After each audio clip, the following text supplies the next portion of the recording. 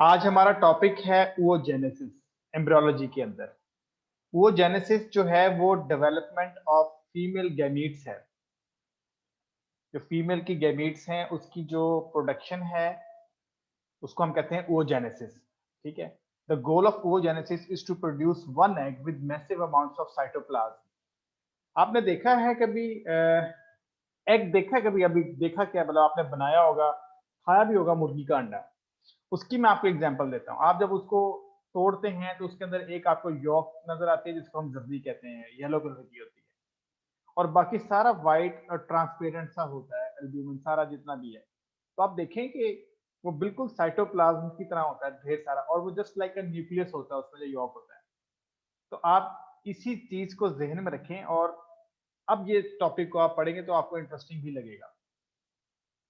Mammals के अंदर ये थोड़ा सा डिफरेंट है। जो एग ले करते हैं, यानी कि अंडे देने वाले जो जानवर हैं, उनमें थोड़ा सा डिफरेंट है।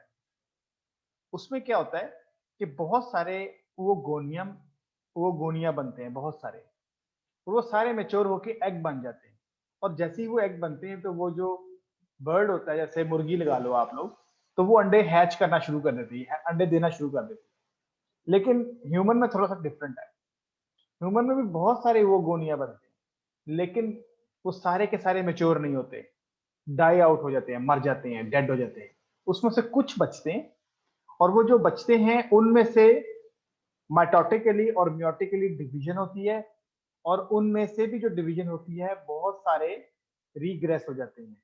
इनकी रेशो है 3:1, यानी टोटल 4 बनेंगे। उसमें से 3 जो है वो पोलर बॉडीज बन जाएंगी, और एक जो है वो ओवम मेच्योर होके इन ईच मेंस्ट्रुअल साइकिल जो है वो आगे यूट्रस में जाएगा। तो ये बेसिक जनरल कॉन्सेप्ट है। इसके पीछे फिनोमेना सारा वही है जो आप लोगों ने माइटोसिस और मियोसिस पढ़ा था, और स्पर्मेटोजेनेसिस आपने पढ़ा था। फिनोमेना ऑलमोस्ट सेम है। अच्छा, मेल और फीमेल के अंदर गैमीटोजेनेसिस का जो बेसिक डिफरेंस है वो ये है कि जो मेल के स्पर्म्स हैं वो at the age of puberty, उसके बाद उनकी डेवलपमेंट और मैचुरेशन शुरू होती है। ठीक है। फीमेल में क्या होता है, इट हैपन्स ड्यूरिंग बर्थ, यानी कि before birth, in intrauterine life, at birth, ठीक है, और उसके बाद एट प्यूबर्टी। तो ये 2 फेजेस में फीमेल की होती है oogenesis। मैं दोबारा रिपीट कर रहा हूं, मेल के अंदर स्पर्मेटोजेनेसिस और स्पर्मियोजेनेसिस जो है वो प्यूबर्टी के बाद स्टार्ट होती है, एट द एज ऑफ 13 या 12 to 13 ईयर्स एज होती है मेल की, वहां से ये स्टार्ट होती है।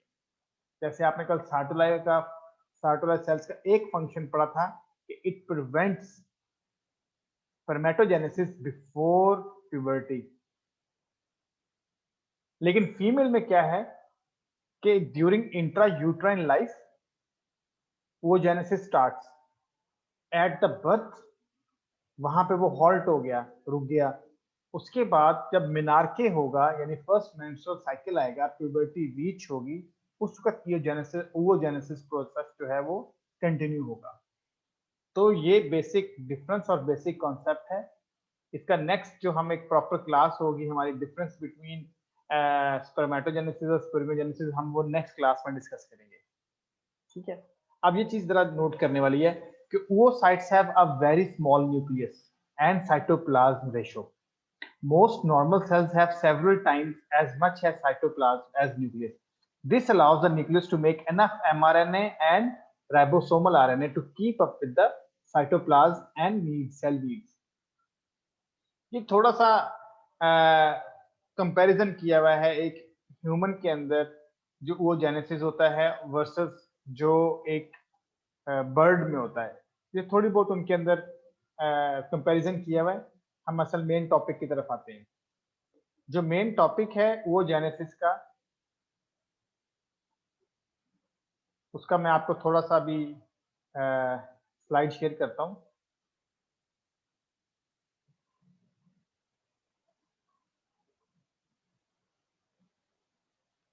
यहाँ पे जरा मैं आपसे होल्ड लूंगा क्योंकि मेरे पास वो जो स्लाइड है वो भी मैं अभी आपसे वो शेयर करता हूँ। अच्छा, यहां तक मुझे बताओ, कोई चीज ना समझ आई हो तो तब भी आप मुझे बता सकते हैं। अब ये कंपैरिजन किया हुआ है इस स्लाइड के अंदर बिटवीन स्पर्मेटोजेनेसिस एंड oogenesis। अब जरा आपने oogenesis पे फोकस करना है और उसको कंपेयर करना है हमने स्पर्मेटोजेनेसिस पे। तो ये प्राइमोर्डियल जर्म सेल्स जो थे वो आगे जाके oogonia बने और oogonia और स्पर्मेटोगोनिया बने। अब oogonia की तरफ आते हैं। तो यहाँ पर फीटल पीरियड के अंदर, जैसे मैंने आपको पहले बताया था कि इन इंट्रायूट्रन लाइफ फीमेल की ये जो oogoनियम है ये माइटोटिकली बहुत सारा डिवाइड हो जाता है। इसमें भी डाइप्लॉइड नंबर होते हैं 23 + 23। उसके बाद क्या होगा कि फीटल पीरियड के बाद ये प्राइमरी oocyte बन जाएंगे, जैसे प्राइमरी स्पर्मेटोसाइट बने थे। अब ये एक उनका प्रिकर्सर सेल है। इस प्रिकर्सर सेल से आगे प्यूबर्टी के लेवल पे मियोसिस स्टार्ट हो जाएगी, मियोसिस 1। अब जैसे ही मियोसिस 1 स्टार्ट होगी 23 + 23 सेपरेट हो जाएंगे, रहेंगे वो डाइप्लॉइड। 23 डाइप्लॉइड + 23 डाइप्लॉइड, जैसे पहले हमने पढ़ा था। तो प्यूबर्टी के वक्त ये सेकेंडरी oocyte बन जाएगा और उसके साथ एक पोलर बॉडी भी बन जाएगी। अब यहां पर मियोसिस हॉल्ट हो जाती है, रुक जाती है। ये वाला जो एरिया है ये वेट करता है।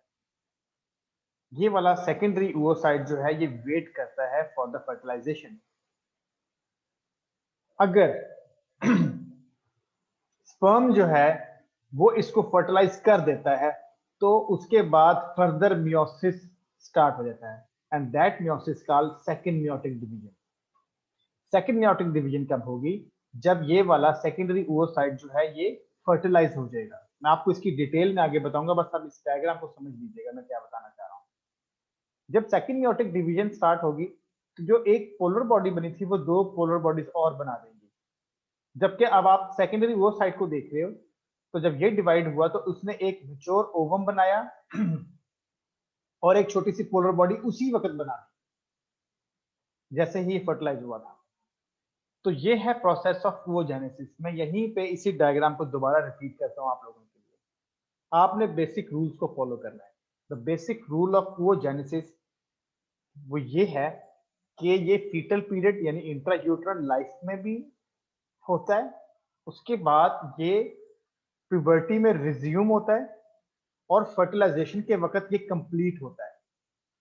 अगर फर्टिलाइजेशन नहीं होती तो हमारा जो ये ओवम है ये 24 to 48 आवर्स जो है वो यूट्रस के अंदर वेट करता है और उसके बाद इन ईच मेंस्ट्रुअल साइकिल ये वॉश आउट हो जाता है इन फीमेल। मेल में क्या था कि सारी की सारी जो थी वो प्यूबर्टी के वक्त ही सारा काम हुआ था। स्पर्मेटोजेनेसिस और स्पर्मियोजेनेसिस बने थे। ठीक है, ये प्रोसेस हुआ था। अब आगे थोड़ा सा इसको डिटेल में देखते हैं। आपको थोड़ा सा और एक कॉन्सेप्ट देता हूं कि प्राइमोर्डियल जर्म सेल्स क्या हैं। ये एम्ब्रियोलॉजी की बेसिक्स हैं। It happens in the first week. जब मैं आपको फर्स्ट वीक ऑफ एम्ब्रियो पढ़ाऊंगा तो मैं वहां पर आपको ये करवाऊंगा कि प्राइमोर्डियल जर्म सेल्स क्या थे। अब आगे इसकी डिटेल देखते हैं। Gametes are derived from primordial germ cells PGCs from the epiblast in second week, move to the wall of the yolk sac. Cell begins to migrate from the yolk sac towards the developing gonads in fourth week. They arrive by the end of the fifth week, mitotic division during migration, and also when they arrive in the gonad. ये जितनी भी lines लिखी हुई हैं these are all MCQs। ये exam में भी आते हैं, ये पूछे जाते हैं ये वीक्स कितने पे हैं। तो इसकी डायग्राम आपको मैं दिखाता हूँ, उस पर आपको ज्यादा अच्छे तरीके से समझ आएगी। अब ये एक डेवलपिंग एम्ब्रियो है, ये उसका हेड एंड है, ये उसका टेल एंड यानी उसका क्वाडल एंड है, ये क्रीनल एंड। ये इसका योक सैक है। दो लेयर्स बनी थी, ठीक है, in second week of intrauterine life. एक को हम कहते हैं एपीब्लास्ट लेयर, एक को हम कहते हैं हाइपोब्लास्ट लेयर। एपीब्लास्ट लेयर से ये सेल्स निकले थे जिनके हम पीजीसीज कहते हैं, प्राइमोर्डियल जर्म सेल्स, और ये योक सैक में आ गए। उसके बाद ये यहां पर गोनेड्स बन रही हैं इस जगह पर, यहाँ पर ओवरीज और टेस्टिस बनती हैं, ठीक है, इस जगह पर जहां मेरा माउस पॉइंटर है। ये 4th वीक में यहाँ पर मूव कर गए। जब ये मूव कर गए तो इन्होंने बना दिया ओवोगोनिया। थोड़ा सा कॉम्प्लिकेटेड है लेकिन आपको ये आसान कर दूंगा मैं। यहाँ पर बना दिया ओवोगोनिया। अब ये ओवोगोनिया पड़े हुए हैं। ओवोगोनिया 2 ओवरीज में चले जाएंगे। एक ओवरी में 7 मिलियन ओवोगोनिया पड़े होंगे इन ईच ओवरी। तो टोटल 2 ओवरीज हैं तो 14 मिलियन। ये इंट्रा यूट्राइन लाइफ में हो रहा है। ये 5th मंथ में हो रहा है फीमेल फीटस के अंदर। ये सारा काम उसी दौरान हो रहा है, 5th मंथ, ये जेब में रखिएगा।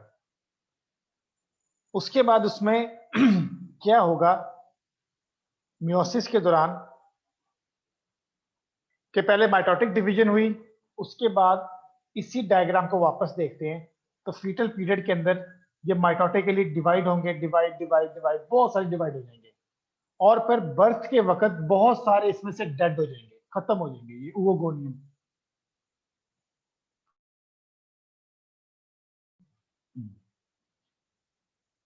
जब बर्थ होगी उस वक्त बहुत सारे ओवोगोनिया जो थे वो खत्म हो गए और प्राइमरी ओवोसाइट बन गए।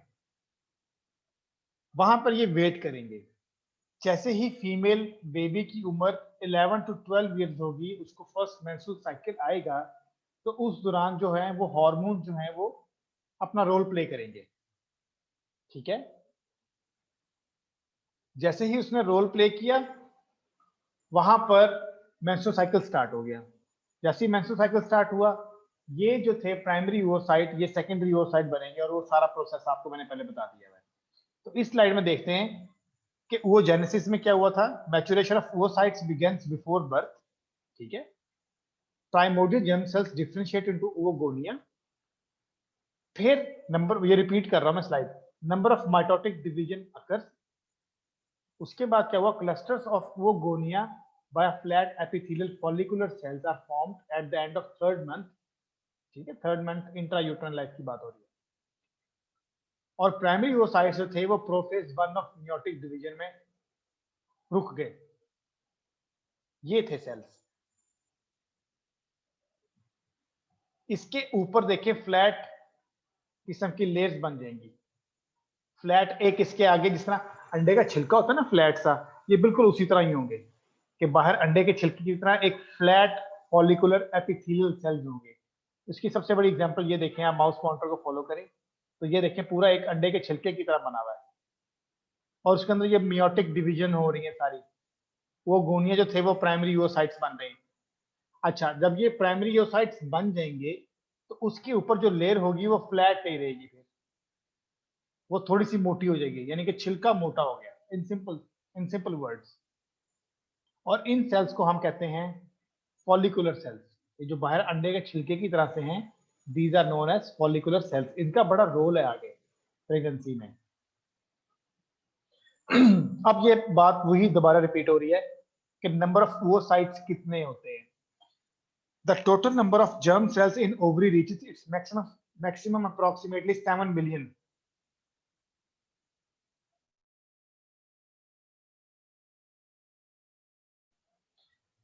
Fifth month of development. अब आगे देखिए, it is followed by atresia and cell death. वही बात हुई कि 7 मिलियन बने थे एक ओवरी में 5वें महीने में इन इंट्रायूट्राइन लाइफ, और बहुत सारे उसमें से मर जाएंगे। A primary oocyte with surrounding flat epithelial cells is known as primordial follicle. Flat छिलका उसके अराउंड है, अंडे के अराउंड, उन्हें हम फ्लैट एपिथेलियल सेल्स कहते हैं, और उस पूरे सेल को हम कहते हैं primordial follicle. Near birth, all primary oocytes have start prophase of meiosis 1 enter the diplotin stage. अब एक डायप्लोटीन स्टेज इनकी रीच हो जाएगी।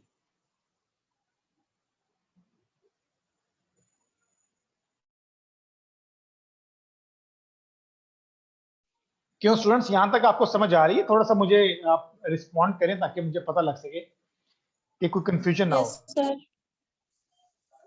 जी सर। ठीक है, ठीक है, आगे कंटिन्यू करते हैं हम। थोड़ा सा कॉम्प्लेक्स है ये, लेकिन आपको आसान लगेगा। ये वही बातें रिपीट हो रही हैं। जो मैं आपको पहले उस डायग्राम में बता चुका हूँ। हम जस्ट एक स्लाइड को रीड करके अपने कॉन्सेप्ट्स को क्लियर कर रहे हैं, ठीक है। अब देखते हैं आगे क्या हुआ।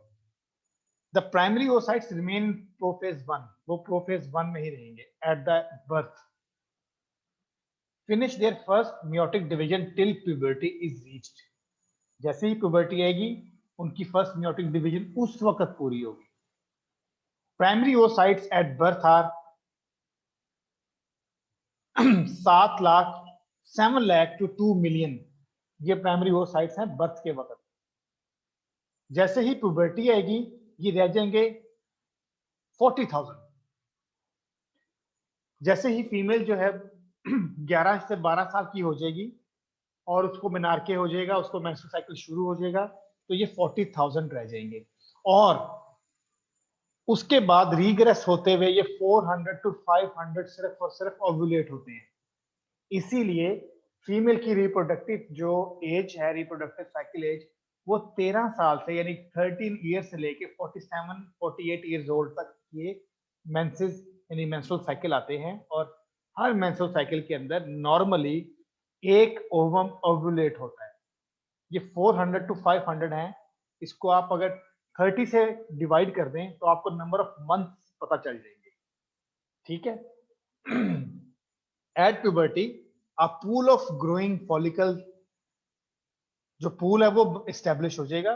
Pool is maintain from the supply of primordial follicles. ये पूल जो जिसे हम कहते हैं इकट्ठे हो जाते हैं सारे छोटे छोटे फॉलिकल्स जो है,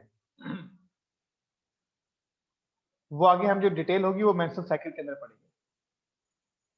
अब देखें एक और चीज, 15 to 20 follicles start growing at each month। एक महीने में 15 से 20 फॉलिकल्स जो है वो ग्रो करते हैं, उसमें से एक सक्सेसफुल रहता है। वो कौन सी 3 स्टेजेस हैं, वो क्या स्टेजेस हैं जिसमें ये मेच्योर होगा यानी कि ओवुलेशन जिसकी होगी उसकी 3 स्टेजेस है। आगे डायग्राम आएगी उसमें आपको मैं दिखाऊंगा। पहली स्टेज को हम कहते हैं प्राइमरी और प्री एंट्रल फॉलिकल, इसकी मैं डिटेल आपको बताऊंगा। दूसरी स्टेज है सेकेंडरी और एंट्रल फॉलिकल, ठीक है। और तीसरी होती है प्री ओव्यूलेटरी या Graafian follicle, 37 hours before the ovulation. अब यहां पे आपको थोड़ा सा मेंस्ट्रुअल साइकिल समझना होगा। इसको समझने के लिए देखो, जिस दिन ब्लीडिंग स्टार्ट हुई that is the first day of menstrual cycle. इस दौरान जो पुराना फॉलिकल था, ओवम था, वो रिलीज हो गया ड्यूरिंग ब्लीडिंग।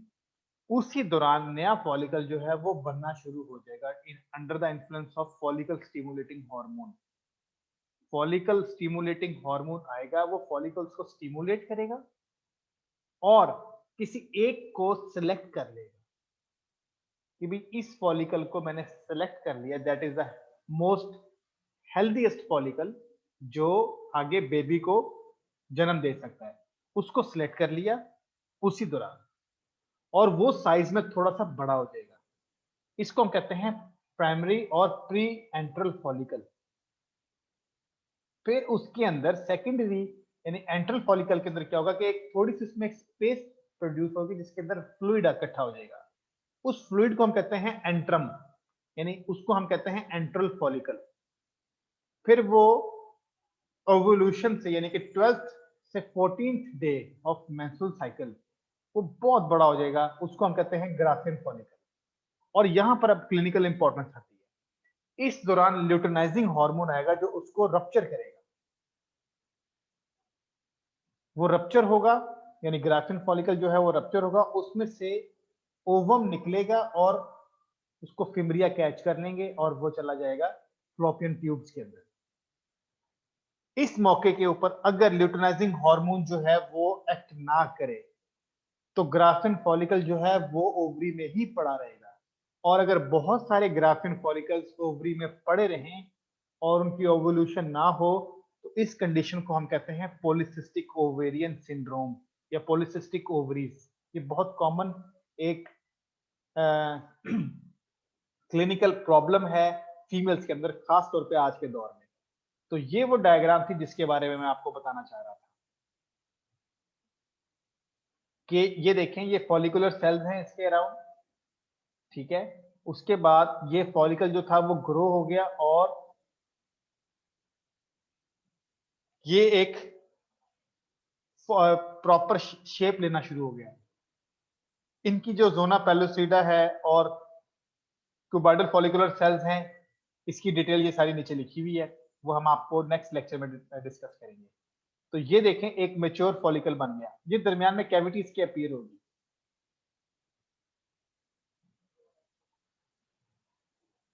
तो आज का टॉपिक यहां तक था, बाकी जो चीजें हैं हम नेक्स्ट में हम कंटिन्यू करेंगे।